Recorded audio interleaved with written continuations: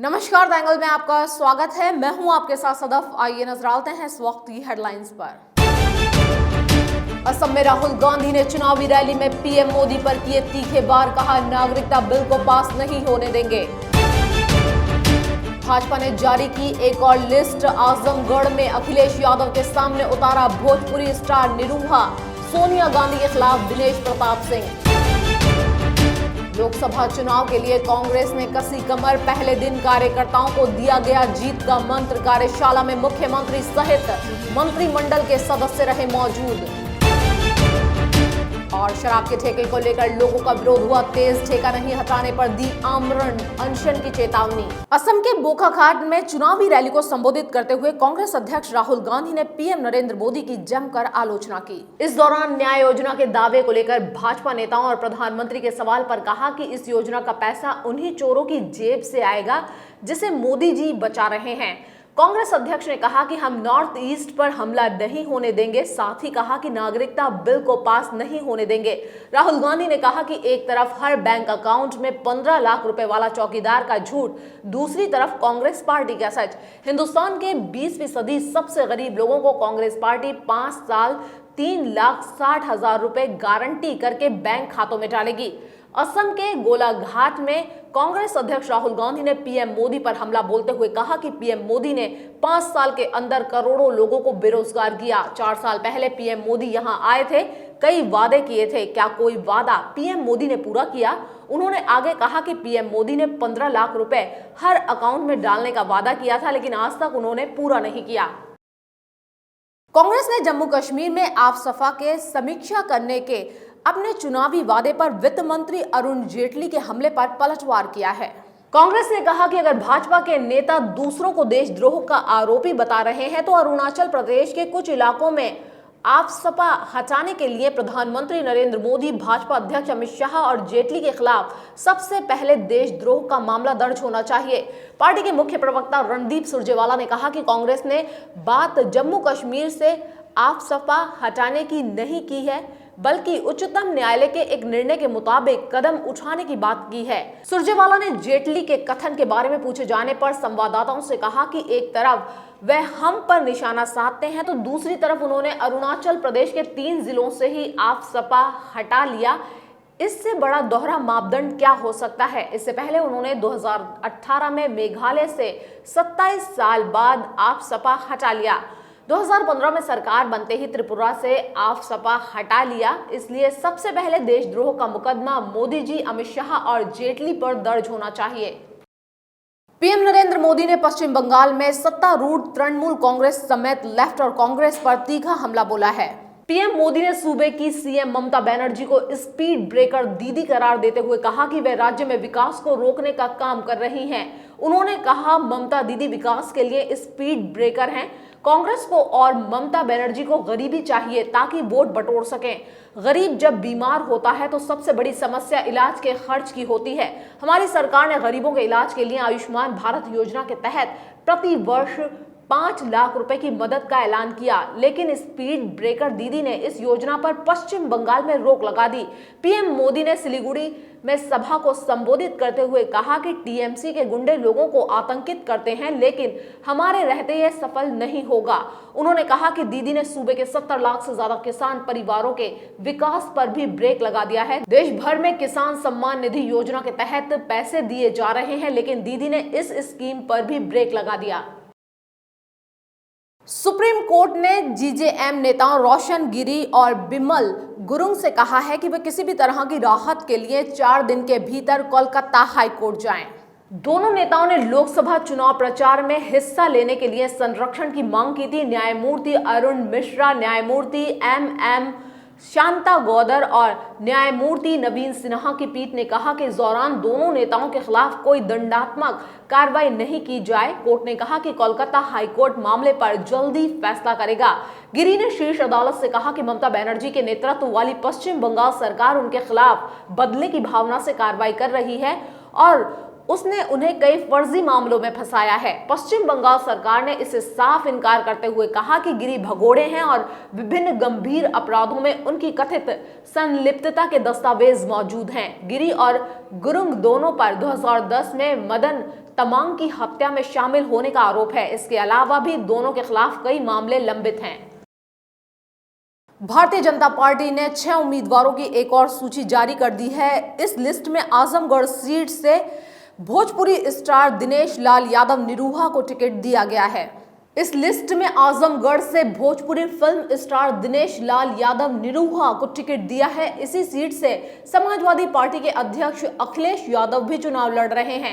इसके अलावा बीजेपी ने रायबरेली सीट से सोनिया गांधी के खिलाफ दिनेश प्रताप सिंह को मैदान में उतारा है। दिनेश प्रताप सिंह कांग्रेस छोड़कर बीजेपी में शामिल हुए हैं। बीजेपी की इस नई लिस्ट में कुल 6 उम्मीदवारों के नाम शामिल हैं, जिसमें 5 उम्मीदवार यूपी के लिए और 1 उम्मीदवार महाराष्ट्र से है। यूपी में इस बार हाई प्रोफाइल मानी जा रही आजमगढ़, मैनपुरी और रायबरेली सीटों से कैंडिडेट के नाम का ऐलान किया गया है।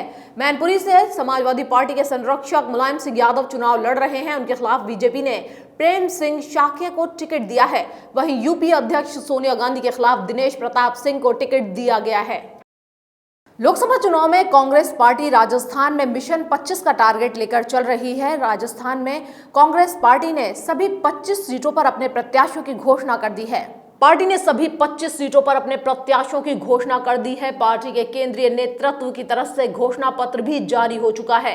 लोकसभा चुनाव 2019 को लेकर प्रदेश कांग्रेस कमेटी की तरफ से जयपुर में आमुखीकरण कार्यशाला का आयोजन हुआ। इस कार्यशाला में मुख्यमंत्री अशोक गहलोत, डिप्टी सीएम सचिन पायलट, प्रदेश प्रभारी अविनाश पांडे, सह प्रभारी विवेक बंसल समेत पार्टी के प्रत्याशी, विधायक व मंत्रिमंडल के सदस्य मौजूद रहे। कार्यशाला में चुनावों में कांग्रेस के प्रचार प्रसार को लेकर रणनीति बनाई गई। कार्यशाला के पहले दिन 13 जिलों के कार्यकर्ताओं को जीत के मंत्र दिए गए। शक्ति ऐप के जरिए घर घर जाएगा कार्यकर्ता, उसकी क्या प्लान होना चाहिए, कहां तक हम पहुंच गए। बीजेपी के गलत प्रचार का, गलत मुद्दों पर बात का जवाब देने के लिए शक्ति ऐप का कार्यकर्ता बड़ा काम करेगा। जुड़कर हर जगह पहुंचकर बीजेपी की पोल खोलेगा, लोगों को सावधान करेगा और हमारी तैयारी जबरदस्त है। टारगेट है राजस्थान की सभी 25 लोकसभा सीटें जीतने का। लोग वोट देना चाहता है, लेकिन बीजेपी जो माहौल बना रही है, एक जो झूठा कोहरा बनाना चाहती है, माहौल बनाना चाहती है कि हम तो है ना जो बहुत आगे हैं, बहुत पीछे है बीजेपी। लोग जवाब चाहते हैं और बीजेपी के एमपी जनता के बीच में जा नहीं पा रहे। जहाँ जा रहे हैं उनसे लोग पूछ रहे हैं आप 5 साल तक कहाँ थे, क्योंकि ना तो आदर्श ग्राम में गए, ना स्मार्ट सिटी बना पाए।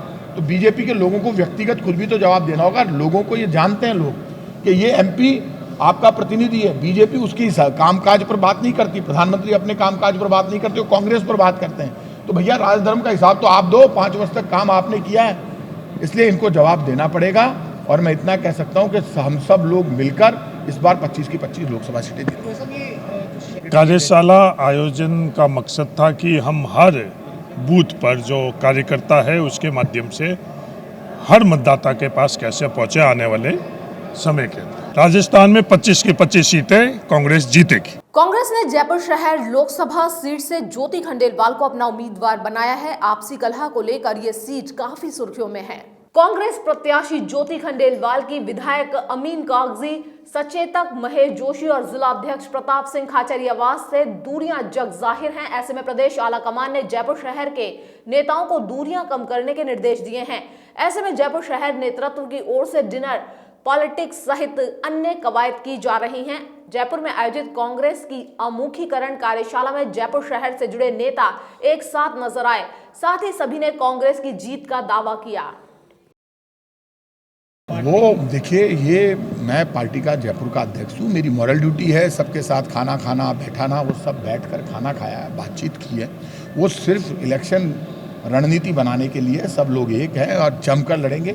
100% जयपुर की लोकसभा सीट हम जीतने जा रहे हैं, जयपुर ग्रामीण भी जीतने जा रहे हैं और राजस्थान की 25 लोकसभा सीटें जीतेंगे। 8 में से 5 विधानसभा की सीटें हमने विधानसभा चुनाव में जयपुर की जीती है।